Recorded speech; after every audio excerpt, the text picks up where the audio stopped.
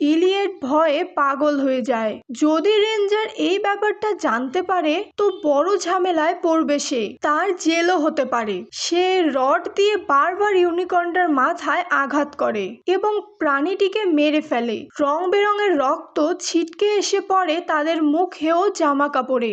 Eliot ও Ridley এরপর mister ওডেলের বাড়িতে পৌঁছায়, যা আসলে একটি বিশাল স্টেট। সেখানে দেখা হয় মিস্টার ওডেলের ছেলে শেপার্ড, মেয়ে বেলিন্ডা এবং নিজে ওডেল, যিনি বর্তমানে ক্যান্সার আক্রান্ত।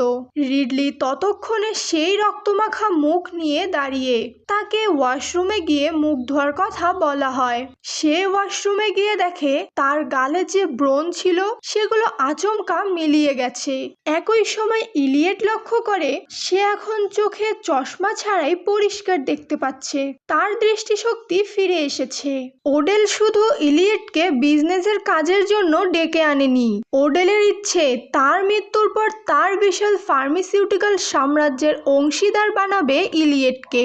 তাই সে চাচ্ছে ইলিয়েটের চারিত্রিক গুণাবলী নিজের চোখে দেখে নিতে।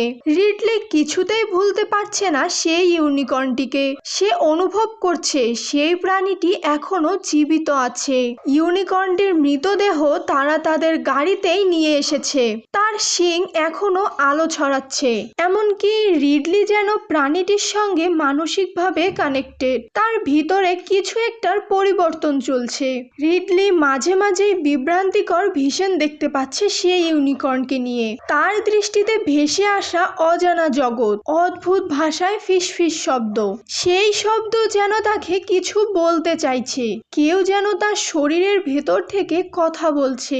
অন্যদিকে ইলিয়েট এই ব্যাপারগুলোতে একদম মনোযোগ দিতে চাচ্ছে না, কারণ সে এই ডিলটা কিছুতেই হাতছাড়া করতে চায় না। ওডেলের পার্টনার হলে তার জীবনের আর্থিক সব সমস্যা চিরতরে মিটে যাবে, কিন্তু তার অজান্তেই সে এমন এক রহস্যের জগতে ঢুকে পড়েছে যার দরজা খুলে ফেলেছে সে তার নিজে হাতে। ইলিয়েটের গাড়িটা আচমকা কাঁপতে শুরু করে। মনে হচ্ছিল গাড়ির ভেতরেই যেন কেউ আটকা পড়ে আছে। সে ছটফট করছে। ভেতরে থাকা সেই প্রাণী, সেই ইউনিকর্ন যেটাকে আগেই মনে করা হয়েছিল মৃত, এবার সে একদম জেগে ওঠে। তার চোখে জ্বলে ওঠে অদ্ভুত রঙের আলো।